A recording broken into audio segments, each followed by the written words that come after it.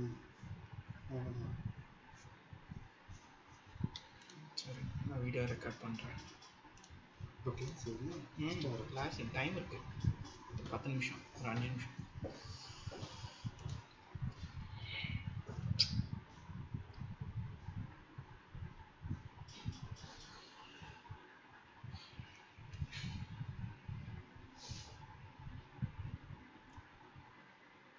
Good morning. Today my lecture is speed control methods from stator side. Introduction. For an induction motor we know the NR equal to NS into 1 minus S. From this expression it can be seen that the speed of the induction motor can be changed either by changing its synchronous speed or by changing the slip. Similarly, the torque produced in case of three-phase induction motor is given by T is directly proportional to S E2 square R2 by R2 square plus S X2 whole square. So the parameters like E2 and R2 are changed. Then to keep the torque constant for constant load condition, the motor reacts by changing its slip. Effectively, its speed changes. The speed of the induction motor can be controlled by basically two methods from stator side, rotor side. In stator side, it will be supply frequency control or voltage per frequency control, supply voltage control. Third, controlling number of stator poles to control speed, adding rheostats in the stator circuit.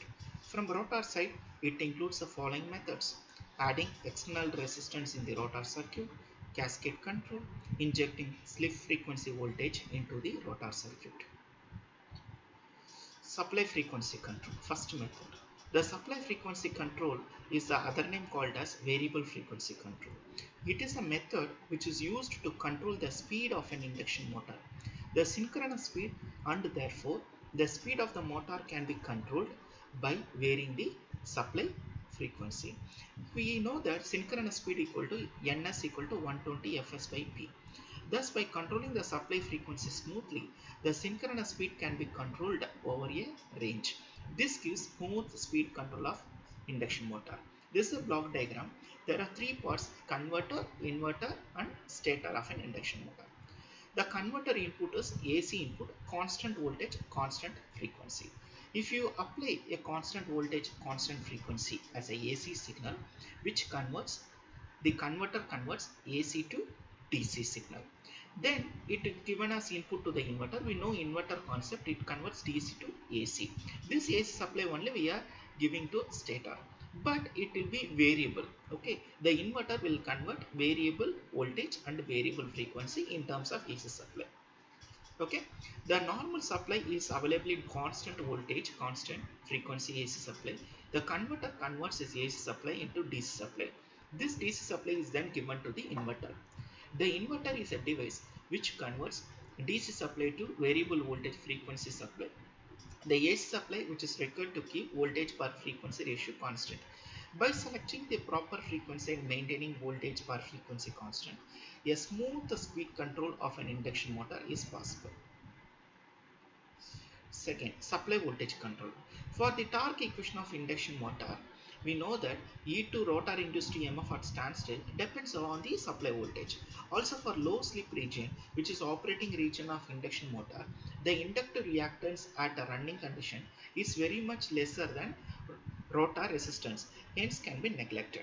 Therefore, T is proportional to S instead of E2, because E2 is directly proportional to voltage. So V square R2 by R2 square. This X2 is very small, it is neglected. Okay, now this R2 will be cancelled. You will get SV square by R2. Okay, SV square by R2. But the constant, the R2 value will be constant, so that also we will neglect. We'll get S into V2. So from this, what you are understanding, the torque is directly proportional to slip and voltage. If you increase the voltage, the torque will also be increased. Okay, the rotor. Okay, the torque is directly proportional to SV square, which means that the supply voltage is decreased and the torque value decreased. If supply voltage increase, the torque will be increases. Okay, hence by providing the same low torque, the slip increases with decreasing voltage and consequently the speed decreases. This method is the easiest and cheapest because the large change in supply voltage is required for relatively small change in speed. A large change in supply voltage which result in large change in flux density. Hence, this disturb the magnetic conditions of the motor. Controlling number of poles. From the above equation, we came to know that the synchronous speed can be changed by changing number of stator pole. This method, because this method here we can see,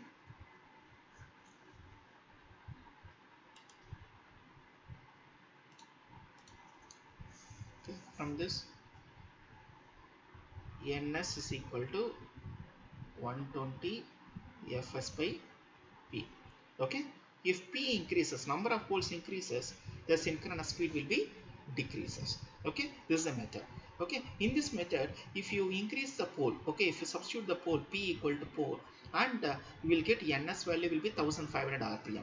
Okay, if you increase the pole 6 pole, then the speed will be decreased. Okay, so the speed is inversely proportional to pole. Okay, and third method, adding rheostat in the rotor circuit.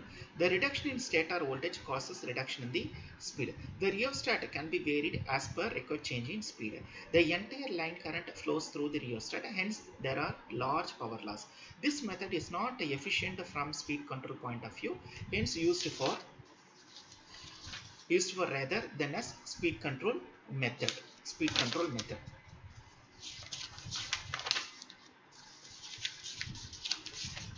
Okay, here we can see it will be we can see that here in this circuit there will be a rheostat will be there. Okay, this is the rheostat.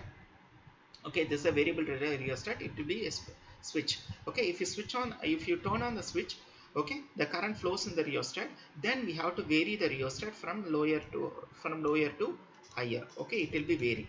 Okay, it will be slightly vary, and if you vary it, automatically the current flows in this winding of the stator winding. Then we can control the speed. Then we can control the speed. Okay, the reduction in stator voltage causes reduction in the speed. The rheostats can be varied as per the required change in speed, but the entire line current will be flows through the rheostat. Thank you.